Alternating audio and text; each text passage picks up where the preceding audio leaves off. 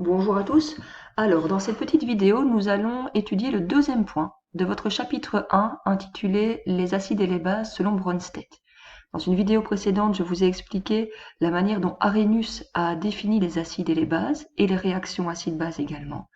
Ici, via un petit laboratoire, on va comprendre pourquoi cette théorie n'a pas été gardée, donc ce qui coinçait dans la théorie d'Arrhenius.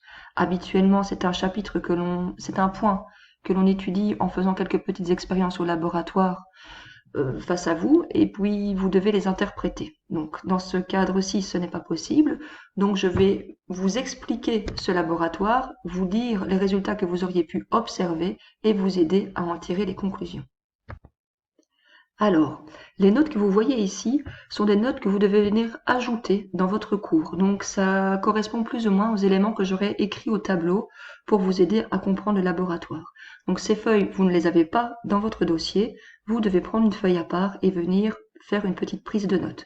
Donc, vous pouvez évidemment à tout moment interrompre cette vidéo pour pouvoir noter à votre aise et prendre le temps de bien comprendre. Et vous pouvez évidemment la visualiser plusieurs fois si nécessaire. Alors, dans la première partie de l'expérience, qui est reprise ici au-dessus, on va tester en fait un indicateur coloré que l'on appelle le bleu de bromothymol, que l'on symbolise souvent par BBT. Et on va voir en fait que en fonction du milieu réactionnel dans lequel on le place, il va changer de couleur. Alors, le bleu de bromothymol, lorsque l'on le place dans de l'eau pure qui vient d'être bouillie, c'est ce qui est fait dans cette expérience, on voit que la solution avec le bleu de bromothymol prend une couleur verte. La couleur verte symbolise donc un milieu neutre. Un milieu acide, donc par exemple de l'HCl mis en solution. Si on vient ajouter quelques gouttes de bleu de bromothymol, on constate que notre solution devient jaune. La couleur jaune est donc caractéristique d'un milieu acide pour le bleu de bromothymol. De même, pour le NaOH, que l'on connaît comme étant une base, si on vient lui ajouter quelques gouttes de bleu de bromothymol, la solution deviendra bleue. Alors, connaissant maintenant le comportement de notre indicateur coloré face à différentes solutions, on peut tester des solutions qui sont plutôt inconnues pour nous. Donc, j'ai dressé ici un petit tableau dans lequel je reprends les différentes. Connaissant maintenant le comportement du bleu de bromothymol face à différentes solutions, on va pouvoir tester des solutions plutôt inconnues pour nous. Donc, vous avez ici les différentes solutions qui seront testées. Ça veut dire qu'on va les tester individuellement et qu'à chaque fois, on va placer quelques gouttes de bleu de bromothymol dans la solution et regarder la couleur que va prendre la solution en contact avec l'indicateur coloré. Alors, si l'on prend du NaCl dans de l'eau, donc une solution de NaCl, si on réfléchit selon Arrhenius, je constate que cette solution ne contient ni d'hydrogène ni de groupement OH, et donc selon Arrhenius, cette solution devrait être neutre. Si je mets du bleu de bromothymol, je constate que ma solution devient verte, et donc le résultat obtenu est cohérent par rapport à la théorie d'Arrhenius, pas de souci. Si maintenant je viens tester de l'ammoniac, du NH3, alors, si je réfléchis avant de faire ma réaction selon Arrhenius, je constate que le NH3 ne contient pas de OH, mais contient des hydrogènes. Il se comportera donc certainement comme un acide, en libérant CH dans l'eau. Or, lorsque je mets du bleu de bromothymol, je constate que cette solution devient bleue, ce qui est caractéristique d'une base. Donc ici, nous avons une incohérence par rapport à la théorie d'Arrhenius, pardon. Ici, nous avons du NH4Cl. En se dissociant dans de l'eau, le NH4Cl devient du NH4+, et du Cl-. J'ai donc présence d'hydrogène, H+, libérable dans l'eau selon Arrhenius, et je n'ai pas présence de OH-. Donc je suis certainement face à un acide. Lorsque je mets le bleu de bromothymol, je constate que la solution devient jaune, ce qui est cohérent par rapport à la théorie d'Arrhenius. Pour le CH3COH, avec la théorie d'Arrhenius, je suis un peu coincé. Est-ce qu'il va libérer un hydrogène ou est-ce qu'il va libérer un groupement OH-? Donc, se comporte-t-il comme un acide ou comme une base? La théorie d'Arrhenius, ici, ne me permet pas de trancher. Si je fais le petit test avec le bleu de bromothymol, je constate que la solution devient d'eau jaune et que donc mon CH3COH, l'acide acétique, est une solution acide. Logique. Maintenant, si nous avons de l'acétate de sodium, CH3COONA, ce que je constate, sans savoir la manière dont va se dissocier cet élément organique, je considère que je n'ai pas de groupement OH, mais que par contre j'ai certains hydrogènes qui peut-être pourraient être libérés.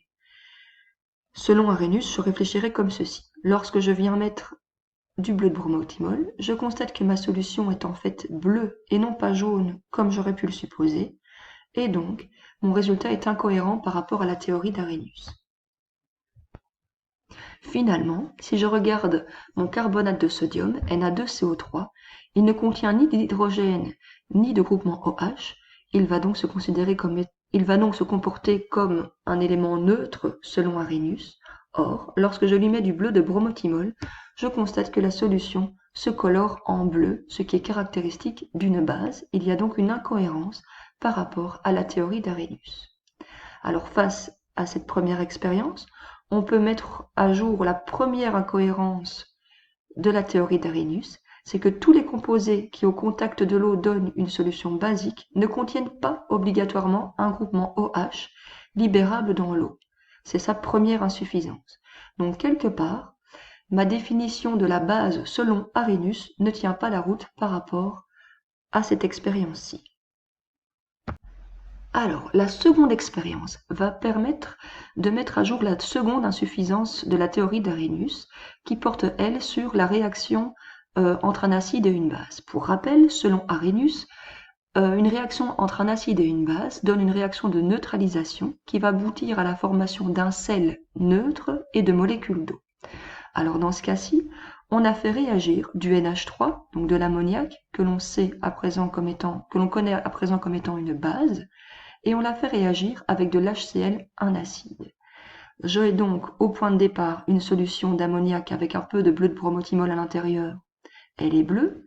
Je la fais réagir avec de l'HCl qui est caractéristique d'une solution acide et qui donc en présence de bleu de bromothymol est jaune. Et lorsque je les fais réagir dans des proportions équivalentes, je n'obtiens pas une solution verte qui serait caractéristique d'une solution neutre, mais j'obtiens bien une solution jaune, ce qui signifie que ma solution obtenue, donc le produit de ma réaction, n'est pas neutre, mais est acide.